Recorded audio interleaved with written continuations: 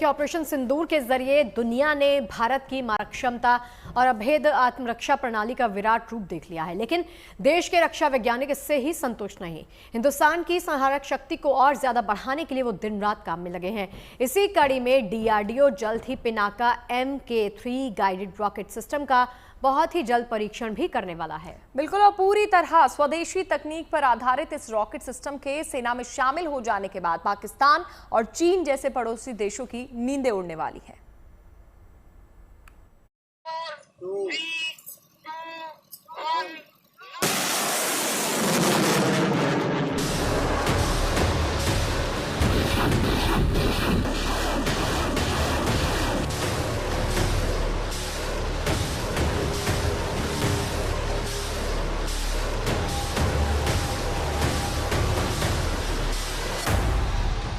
पहलगाम में कायराना आतंकी हमले के जवाब में लॉन्च किए गए ऑपरेशन सिंदूर से भारत की सामरिक ताकत का अंदाजा पूरी दुनिया को हो चुका है। दुनिया को इस बात का बखूबी एहसास भी हो चुका है कि भारत की न सिर्फ संहार शक्ति विनाशक है, बल्कि आत्मरक्षा के मामले में भी ये देश अभेद्य दुर्ग बन चुका है। पर भारत के रक्षा वैज्ञानिक यहीं रुकने वाले नहीं हैं। भविष्य की सामरिक चुनौती और चीन के संभावित खतरे को देखते हुए हमारे रक्षा वैज्ञानिक घातक और विनाशक हथियार विकसित करने की मुहिम में लगातार जुटे हैं। इसी कड़ी में रक्षा अनुसंधान और विकास संगठन यानी DRDO ने पिनाका MK3 नाम की एक उन्नत गाइडेड रॉकेट सिस्टम को तैयार किया है और बहुत ही जल्द इसका परीक्षण भी होने वाला है। ये रॉकेट 120 किलोमीटर की दूरी तक सटीक निशाना लगा सकता है और दुश्मन के कमांड सेंटर, बंकर और लॉजिस्टिक्स ठिकानों को पलक झपकते ही मटिया-मेट कर सकता है।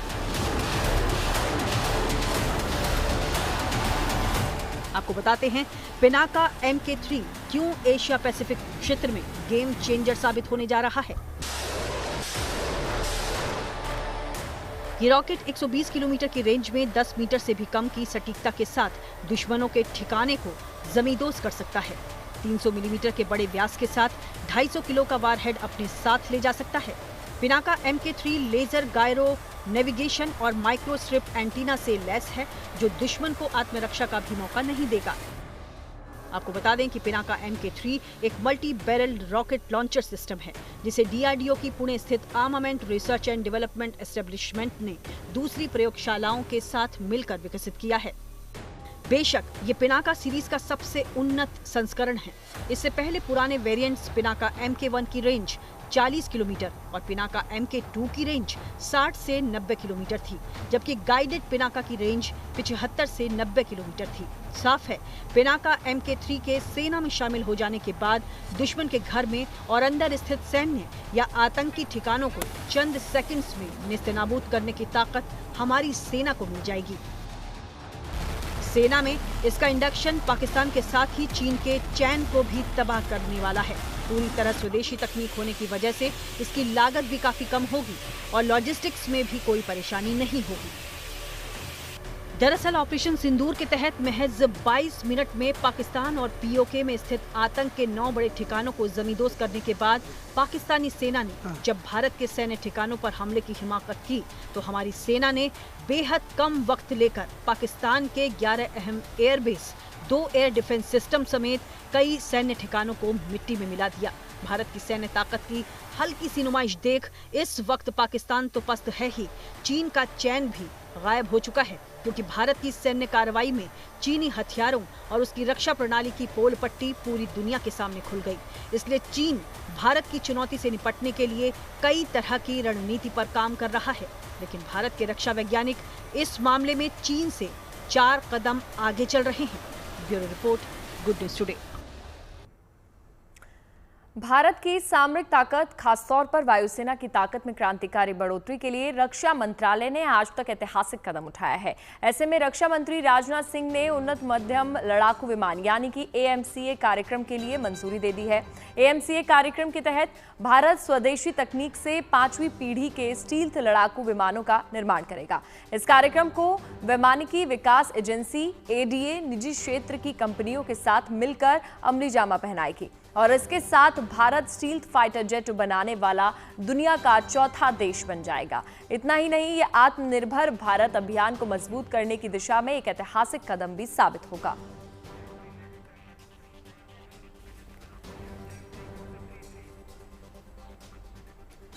जैसे जैसे दुनिया एडवांस डिफेंस टेक्नोलॉजी की तरफ बढ़ रही है, भारत की स्वदेशी आविष्कारों के जरिए अपनी रक्षा क्षमताओं को लगातार बढ़ा रहा है। सेना और डीआरडीओ आजकल कॉम्बैट एयर टीमिंग सिस्टम पर काम कर रहे हैं, जिसके आने के बाद भारत रक्षा क्षेत्र में दुनिया में एक बड़ी बढ़त हासिल कर लेगा और भारत की तकनीक का लोहा दुनिया मानेगी।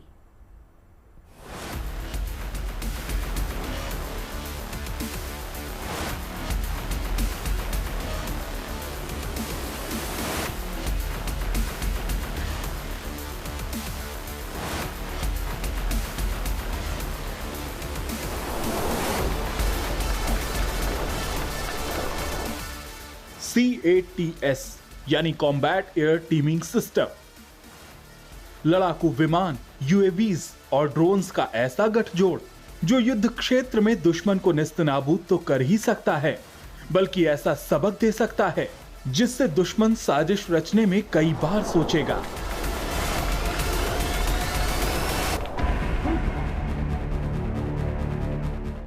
भारतीय सेना के सहयोग से हिंदुस्तान एरोनॉटिक्स लिमिटेड एक ऐसा कॉम्बैट एयर टीमिंग सिस्टम विकसित करने में लगा है जिससे आसमान में भारत का ऐसा सुरक्षा चक्र तैयार हो जाएगा जिसमें एक फाइटर जेट और उसकी टीम दुश्मन के हर वार को नाकाम तो करेगी ही, एकदम सटीक निशाना लगाकर दुश्मन के हर मंसूबे को तबाह कर देगी।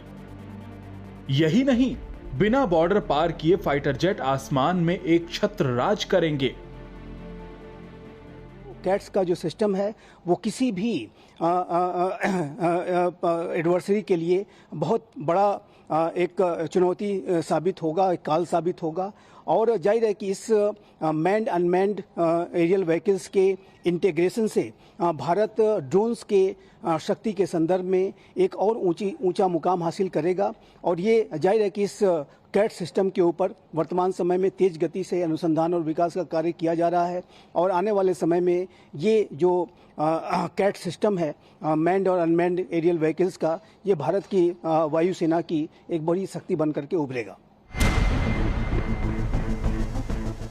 कॉम्बैट एयर टीमिंग सिस्टम यानी CATS एक अत्याधुनिक रक्षा प्रणाली है जो मैन्ड और अनमैन्ड विमानों को एक करके एक टीम बनाती है जो एक होकर संयुक्त रूप से जटिल मिशनों को अंजाम देने में सक्षम हैं। इस तकनीक का उद्देश्य भारतीय वायुसेना की परिचालन क्षमताओं को बढ़ाकर और हवाई युद्ध संचालन की सुरक्षा और दक्षता सुनिश्चित करके युद्ध के मैदान में क्रांति लाना है। इस सिस्टम में AI का भी इस्तेमाल बड़े ही आधुनिक तरीके से किया जाएगा।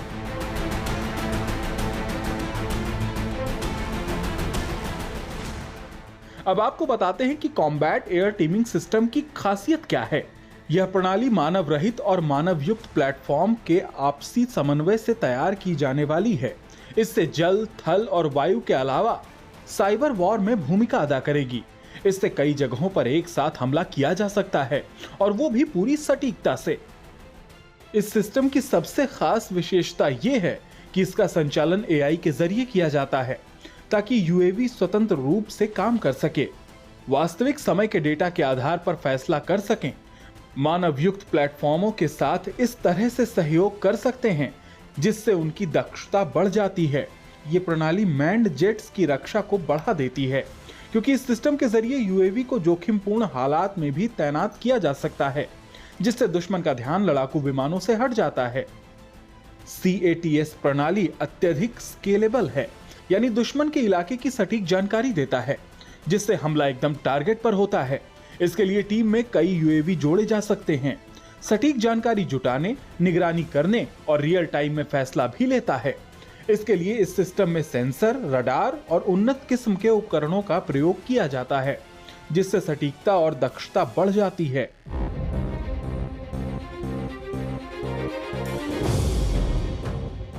CATS को संचालित करने में AI और संचार प्रणालियों की प्रमुख भूमिका रहती है। इस सिस्टम में साइबर सुरक्षा भी एक महत्वपूर्ण पहलू है क्योंकि इस पूरे कॉम्बैट एयर टीमिंग सिस्टम में फाइटर जेट का पायलट सेंटर में होता है और इंटरनेट के जरिए ही अनमैन्ड जेट्स, UAV और ड्रोन से जुड़ा होता है। इसलिए वो पहले प्लेटफॉर्म के रूप में काम करता है और पायलट के निर्देश के मुताबिक ही UAV और ड्रोन्स अपने मिशन को अंजाम देते हैं।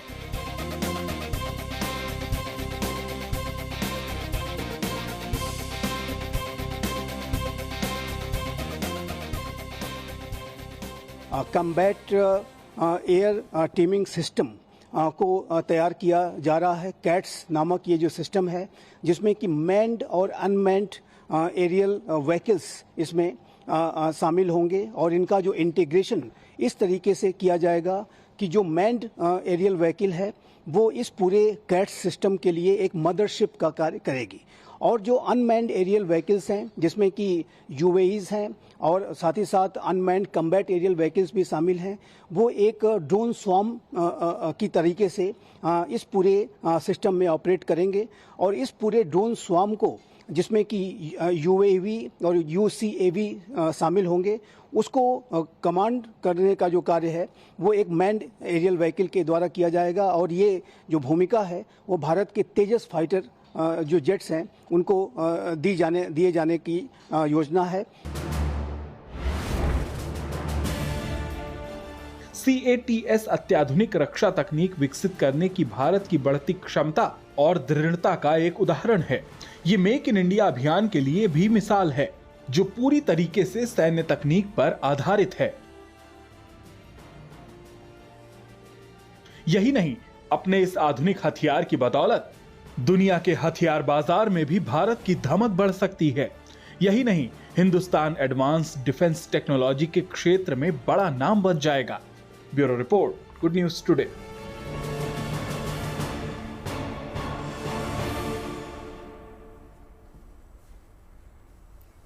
तो ऑपरेशन सिंदूर के बाद भारतीय सेना एक्शन मोड में है, लेकिन इस बार जंग के मोर्चे पर नहीं बल्कि शांति और सुरक्षा के मोर्चे पर।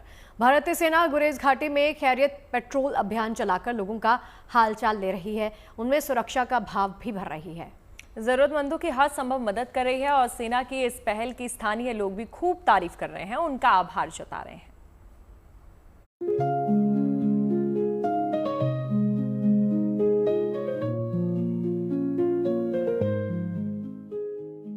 इस तस्वीर में भरोसा है, अपनापन है, हमदर्दी है, सुरक्षा की भावना है। भारतीय सेना का ये वो मानवीय पहलू है जो इसे दूसरे देशों की सेनाओं से अलग बनाता है। जंग के मैदान में दुश्मनों के दांत खट्टे करने वाली भारतीय सेना शांति काल में कैसे अपनों के साथ खड़ी होती है, अपनों के लिए खड़ी होती है, ये तस्वीर उसी की एक बानगी भर है। उत्तर कश्मीर के बांदीपुरा जिले की गुरेज घाटी में भारतीय सेना ने खैरियत पेट्रोल अभियान चलाकर सरहद के लोगों को राहत और भरोसा दिया। भरोसा कि भारतीय सेना हर पल हर कदम उनके साथ खड़ी है। हाल में जो यहाँ पर शेलिंग हुई, लड़ाई हुई, मैं इंडियन आर्मी का बहुत शुक्रगुजार हूँ कि हर वक्त इंडियन आर्मी ने यहाँ के लोगों को पाला है। और इसी दौरान, इन हालातों के दौरान आर्मी हमारे घरों में गई, लोगों को पूछा, किसी को कोई तकलीफ नहीं, क्योंकि पाकिस्तान से डायरेक्ट शेलिंग गरीबों के ऊपर आ रही थी, लोगों के ऊपर शेलिंग आ रही थी, उनकी कोई इधर उधर फायर नहीं जा रहा था, फायर खाली लोगों के घरों में आ रही थी। इस हालात में मैं इंडियन आर्मी का बहुत शुक्रगुजार हूँ। पिछले दिनों ऑपरेशन सिंदूर के दौरान भारत और पाकिस्तान के बीच तनाव और सीमा पर गोलीबारी के चलते कई घरों को नुकसान पहुंचा था। जिंदगी की सलामती के लिए सीमावर्ती गांव के कई परिवारों को पलायन करना पड़ा था। अब जबकि दोनों देशों के बीच सीज फायर है, संघर्ष विराम का पालन हो रहा है, तो हालत धीरे धीरे सामान्य हो रही है।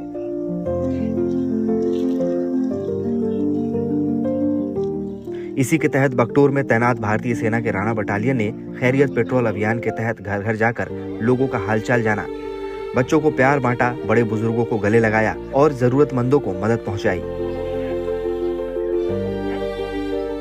गुरेज में इस वक्त लोग बिल्कुल खुशी खुशी से अपने काम कर रहे हैं, क्यों ना करें, क्योंकि यहाँ पे यही 6 महीने हैं और पिछले कई सालों से यहाँ पे इंडियन आर्मी का एक अच्छा इनिशिएटिव वो खैरियत पेट्रोल कर रहे हैं। आज भी उन्होंने एक खैरियत पेट्रोल किया, गांव में गए, लोगों को यही आश्वासन दिलाया कि हम आपके साथ हैं, आपको कोई भी काम, कोई भी परेशानी हो, हम आपके साथ हैं, जिसके लिए यहाँ की आवाम ने इंडियन आर्मी का तहे दिल से शुक्रिया अदा करते हैं।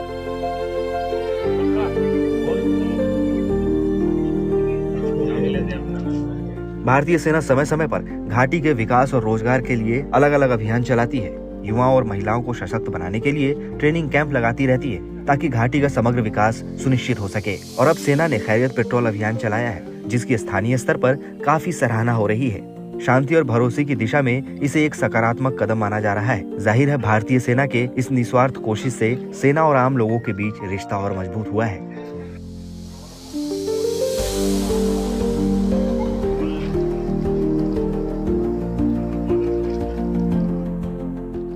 गुरेज से मीर फरीद के साथ bureau report, good news today.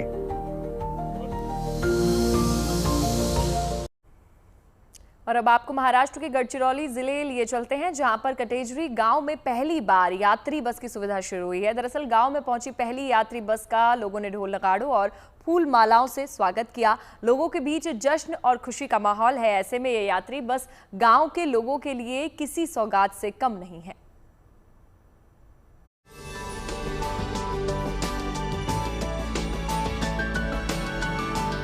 आजादी के लगभग 7 दशक बाद जब इस गांव में पहली बार बस पहुंची तो लोगों ने कुछ इस अंदाज में अपनी खुशी का इजहार किया।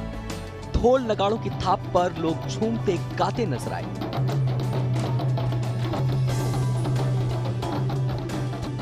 ये महाराष्ट्र के गढ़चिरौली का कटेझरी गांव है, जहां पहली बार यात्री बस सेवा शुरू हुई है। आजादी के बाद से लोगों को इस गांव में बस का इंतजार था, लेकिन 77 साल बाद अब ये सपना हकीकत में तब्दील हुआ है। चूंकि छत्तीसगढ़ और महाराष्ट्र की सीमा पर बसे गढ़चिरौली जिले के कई इलाकों में कुछ समय पहले तक नक्सलियों का प्रभाव हुआ करता था, इसीलिए यहाँ यात्री बस सेवा का आना खतरा मोल लेने जैसा था। लेकिन जैसे जैसे नक्सलियों का सफाया हो रहा है, वैसे वैसे सुदूर इलाकों में विकास की रफ्तार बढ़ रही है। ये बहुत ही खुशी का मौका है कि आज इतने सालों बाद यहाँ बस सेवा पहुंची है।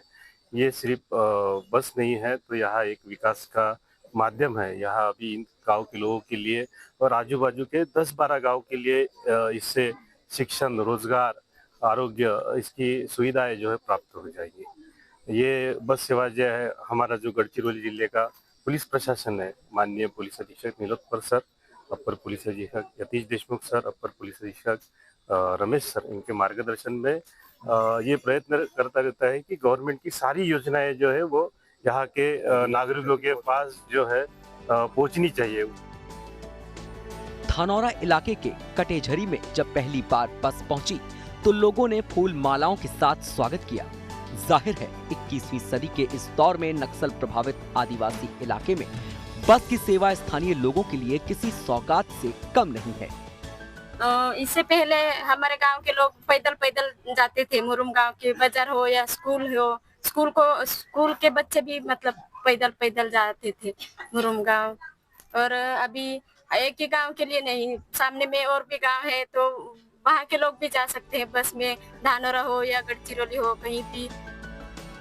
इससे पहले कटेझरी और आसपास के गांव के लोगों को शहर तक जाने के लिए 12 किलोमीटर तक पैदल चलना पड़ता था। इसके बाद शहर के लिए कोई सार्वजनिक वाहन मिलता था, लेकिन अब बस की सुविधा से स्थानीय लोग आसानी से शहर तक पहुंच सकते हैं। कुर्सी से मुरुंगा तक बस था मेरे को, तो वहाँ से मैं 12 किलोमीटर मुरुंगा से कटेझरी तक 12 किलोमीटर पैदल आ रहा था। ये समस्या नहीं हो रहा है लोगों के लिए। आज जो मीडिया और पुलिस प्रशासन हमारे गाँव वालों के लिए सुविधा कर रही है, वो अच्छा बात है। हम लोग तो यही समझते हैं कि एक अच्छा परिणाम है कि हमारे कटेझरी में बस का सुविधा कर दी है। जाने आने के लिए कुछ सुविधा नहीं था। एक बात तो साफ है, जहां कुछ साल पहले तक नक्सलियों का प्रभाव हुआ करता था, आज उन सड़कों पर बस फर्राटे से दौड़ रही है। प्रशासन की कोशिश यही है कि कटेझरी और उसके आसपास के इलाकों को विकास की मुख्य धारा से जोड़ा जाए और सरकार की हर सुविधा सुदूर आदिवासी इलाकों तक पहुंचाई जा सके। गढ़चिरौली से वेंकटेश दोडम्बार के साथ bureau report, good news today.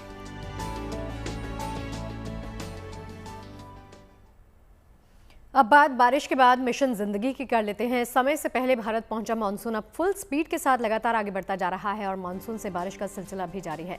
Maharashtra, Karnataka के कई इलाकों में भारी बारिश जारी है और अचानक हुई इस बारिश के बीच में कहीं पर्यटक फंस गए तो कहीं चरवाहे फंस गए। लेकिन गुड न्यूज इस बीच ये आई है कि इन लोगों को सुरक्षित बचाने के लिए बचाव दल हर जगह समय से पहुंच रहा है। महाराष्ट्र के कल्याण में उल्हास नदी भी उफान पर है, जिसकी वजह से 3 चरवाहे एक टापू पर फंस गए थे, जिन्हें नाव के सहारे रेस्क्यू किया गया। और नवी मुंबई में रेस्क्यू की ऐसी ही घटना देखने के लिए मिली और खारघर के पहाड़ों में घूमने गए 5 लोगों की जान भी रेस्क्यू दलों ने बचाई। और अब बात कर लेते हैं मिशन जिंदगी की। महाराष्ट्र के कल्याण में बाप बेटे की जोड़ी ने अपनी जान पर खेलकर एक टापू पर फंसे 3 चरवाहों की जान बचाई है। इस बहादुरी के लिए उन्हें प्रशासन ने सम्मानित भी किया। वहीं नवी मुंबई में खारघर में फायर ब्रिगेड के कर्मचारियों ने झरने के तेज बहाव में फंसे 5 लोगों का सफल रेस्क्यू किया है। देखिए।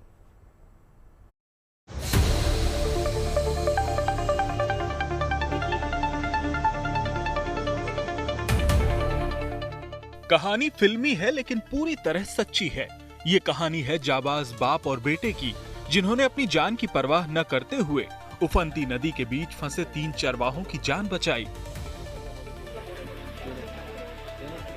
महाराष्ट्र के कल्याण के मोहली गांव के पास उल्हास नदी में इन दिनों बाढ़ आई हुई है।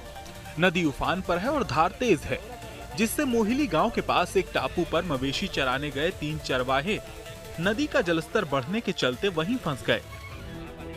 घटना की जानकारी मिलने पर दमकल कर्मी मौके पर पहुंच गए, लेकिन तेज धार की वजह से रेस्क्यू में मुश्किल आ रही थी।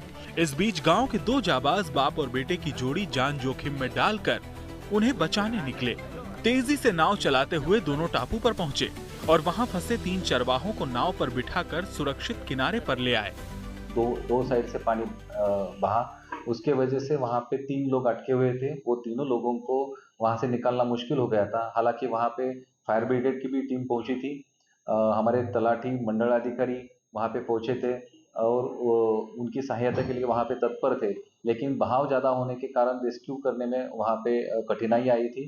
उस समय पे गांव में रहने वाले गुरुनाथ पवार और रोहन पवार, ये 2 लोगों, ये दोनों पिता पुत्र हैं। इन्होंने वहां पे अपनी जान की बाजी लगा के वो तट पार करके वहां पे गए और वो तीनों लोगों को उन्होंने वहां से उठाया और फिर तट पे सुरक्षित लाके छोड़ा है।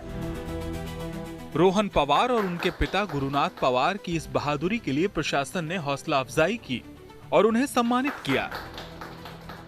हम लोग का ये सम्मान इस सिलसिले में किया कि हम लोग ने आज पानी के बढ़ने की वजह से 3 जन नदी के वो साइड अड़क गए थे, वो लोग को हम लोग ने बचाया। वैसे ये पहली बार नहीं जब गुरुनाथ पवार ने साहस का परिचय दिया। प्रशासन ने बताया कि 26 जुलाई 2005 को भी ऐसे ही कई लोग बाढ़ में फंस गए थे। तब उन्होंने 30 से ज्यादा लोगों की जान बचाई थी। नवी मुंबई में भी रेस्क्यू की ऐसी ही एक घटना को अंजाम दिया गया और खारघर के पहाड़ों में घूमने गए 5 लोगों की जान बचाई गई। घटना खारघर गोल्फ कोर्स के पीछे पहाड़ पर हुई, जहां सायन कोलीवाड़ा के रहने वाले 5 लड़के खारघर के पहाड़ों पर घूमने गए थे। भारी बारिश से झरने का बहाव तेज हो जाने की वजह से ये सभी लोग वहां फंस गए। घटना की सूचना मिलने पर खारघर फायर ब्रिगेड के कर्मचारी वहां पहुंचे और रस्सी की मदद से सभी 5 लड़कों का सफल रेस्क्यू किया। अभिजीत करांडे के साथ bureau report, good news today. Uttarakhand के बागेश्वर में इन दिनों बड़ी संख्या में पर्यटक उमड़ने लगे हैं। खासकर कौसानी और बैजनाथ धाम की खूबसूरत वादी में देश विदेश से पर्यटक यहां पर पहुंच रहे हैं और गर्मी के इस मौसम में दिलकश वादियों के बीच में दूर सामने हिमालय की चोटियों के दर्शन कर रहे हैं, जो बारिश के बाद दूर से शीशे की तरह साफ नजर आता है।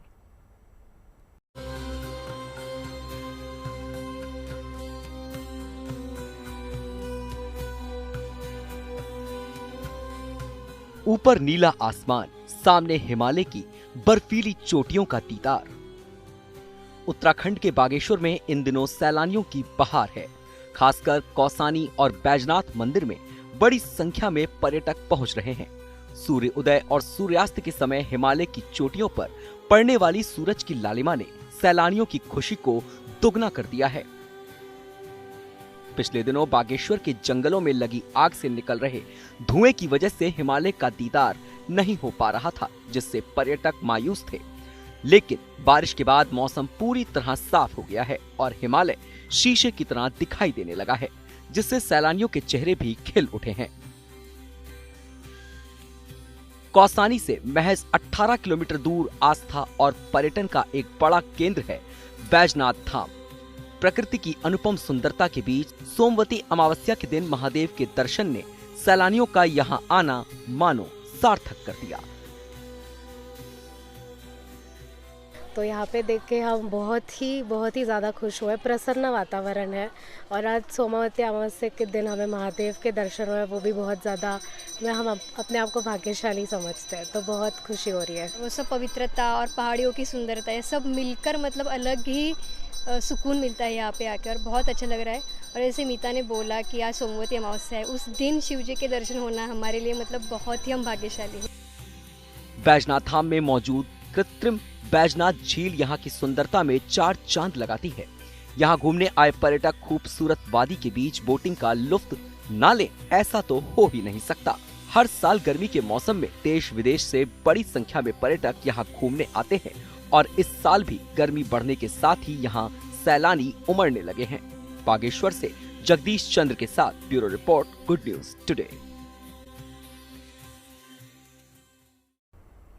देखिए, आज का दिन बेहद खास है। आज की तिथि बेहद पावन है। ज्येष्ठ महीने की अमावस्या तिथि पर आज शनि जयंती मनाई जा रही है।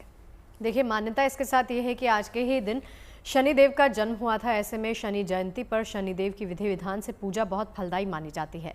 शनि जयंती पर पूजा पाठ और दान जहां हर समस्या का समाधान करता है, वहीं शनि आराधना से वरदान भी प्राप्त होता है। बिल्कुल, अब हम आपको बताएंगे शनि जयंती का क्या है महत्व, कैसे शनिदेव की पूजा आराधना आपको करनी है और क्या कुछ उसके लिए उपाय करने हैं।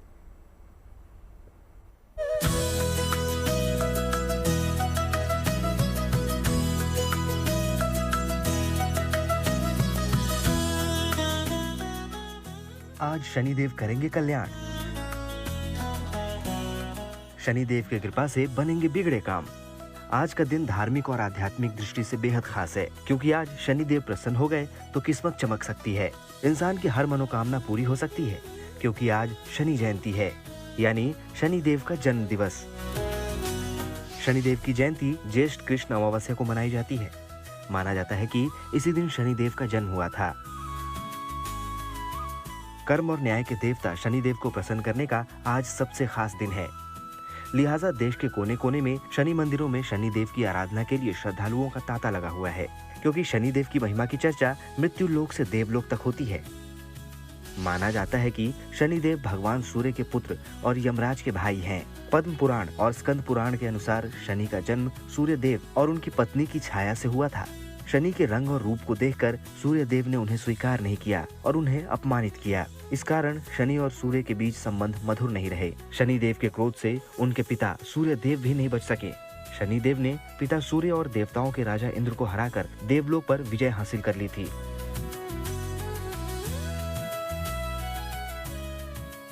ज्योतिष शास्त्रों के अनुसार ऐसा माना जाता है कि शनिदेव हर व्यक्ति को उसके बुरे और अच्छे कर्म के अनुसार फल देते हैं। जिनके कर्म अच्छे होते हैं, शनिदेव सफलता की ऊंचाइयों पर पहुंचा देते हैं, लेकिन बुरे कर्मों के लिए सख्ती भी बरतते हैं। तो उनके कोप से बचने और उन्हें खुश करने के लिए आज तमाम लोग भक्ति भाव से उनकी उपासना में जुटे हैं। माना जाता है कि आज के दिन पूरे मन से शनिदेव की पूजा करने और व्रत रखने से शनि दोष समाप्त होता है। साथ ही साढ़े साती और ढैया से भी छुटकारा मिलता है, यानी शनिदेव को प्रसन्न करके जीवन की कई परेशानियां दूर हो जाती है। शनि जयंती पर शनि संबंधी उपाय करने से जीवन में विशेष लाभ होता है और शनि जयंती पर आप शनिदेव के जो उपाय करेंगे वो संध्या काल में करेंगे शुद्ध हो करके।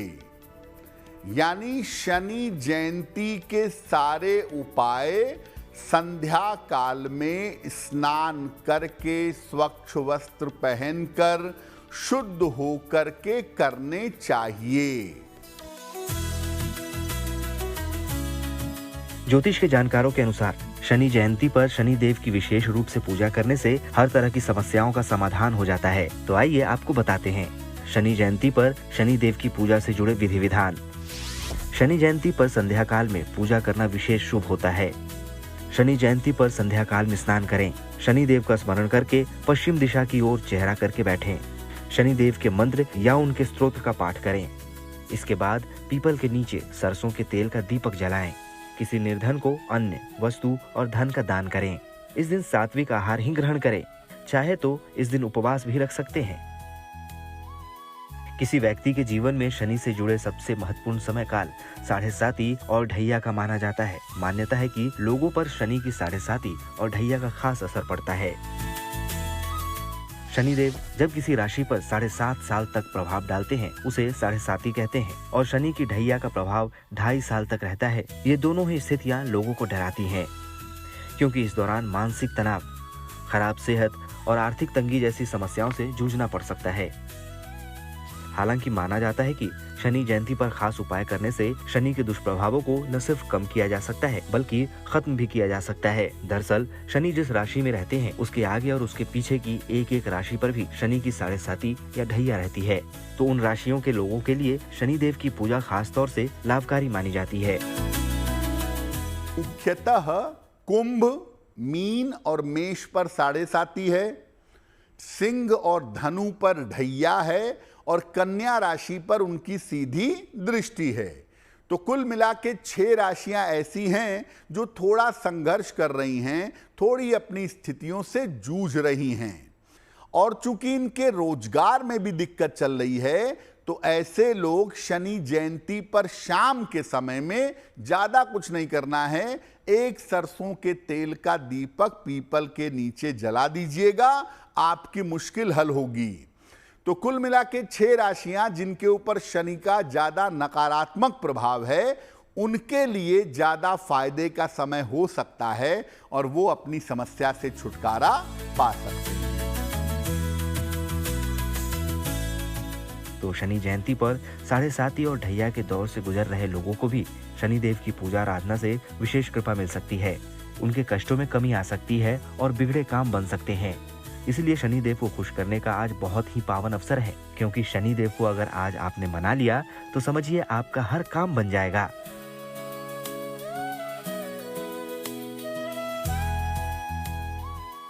Bureau report, good news today. तो शनि जयंती के साथ आज ज्येष्ठ महीने के तीसरे बड़े मंगल का भी शुभ संयोग बना है और ऐसे में बजरंगबली की कृपा पाने के लिए भक्त मंदिरों में पूजा पाठ के लिए जा रहे हैं ताकि शिव जी और शनि देवता को प्रसन्न कर सके।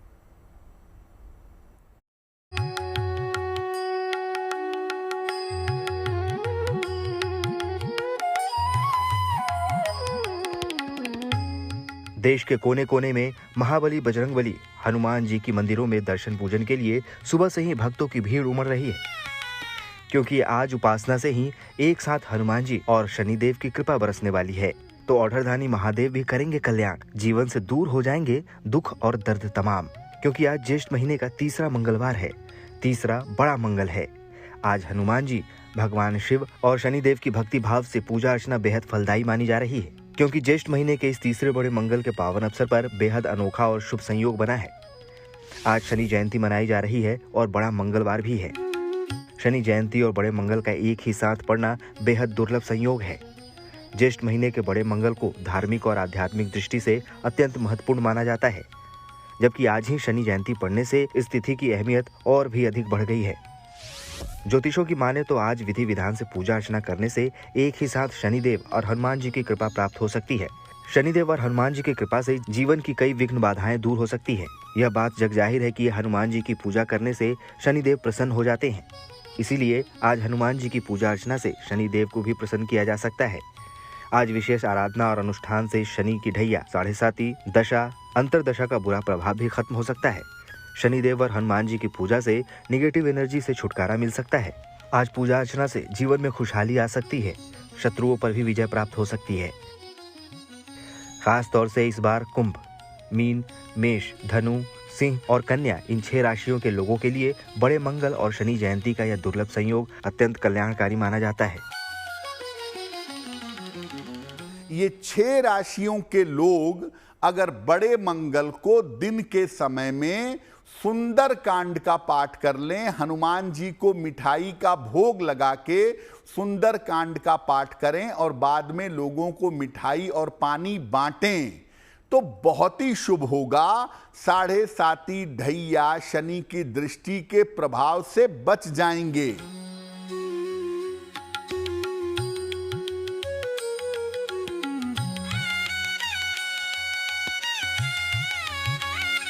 ज्येष्ठ के हर मंगलवार को आराधना से बजरंगबली के साथ महादेव भोलेनाथ की कृपा भी मिलती है, क्योंकि हनुमान जी को भगवान शिव का 11वां रुद्र अवतार माना गया है और माना जाता है कि भगवान शिव खुश होंगे तो शनिदेव को साधना भी मुश्किल नहीं होगा।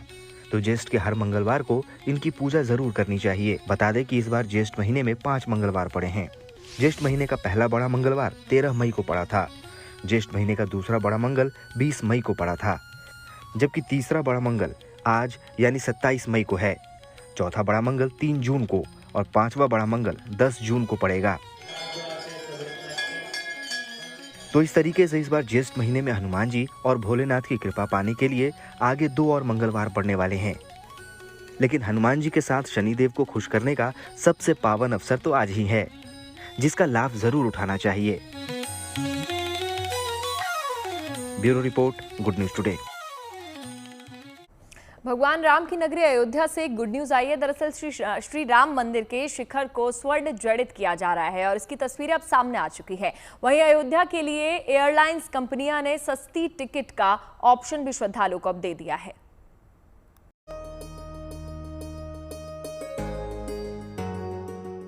अयोध्या के श्री राम मंदिर को भव्य और दिव्य बनाने का काम जारी है। राम मंदिर परिसर के सभी भवनों को बनाने का काम दिसंबर 2025 तक पूरा हो जाने की उम्मीद है। इसी कड़ी में राम मंदिर के शिखर को सोने से सजाया जा रहा है ताकि वो दूर से ही भव्य और दिव्य चमकता हुआ दिखाई दे।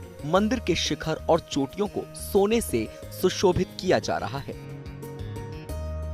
यूपी के दूसरे शहरों की तरह अयोध्या में भी तेज गर्मी पड़ रही है। इससे अयोध्या आने वाले श्रद्धालुओं पर असर पड़ा है। इस बीच अयोध्या के महर्षि वाल्मीकि एयरपोर्ट से उड़ान भरने वाली फ्लाइट्स का किराया कम कर दिया गया है। एयरपोर्ट डायरेक्टर विनोद कुमार ने इस बदलाव की पुष्टि की है।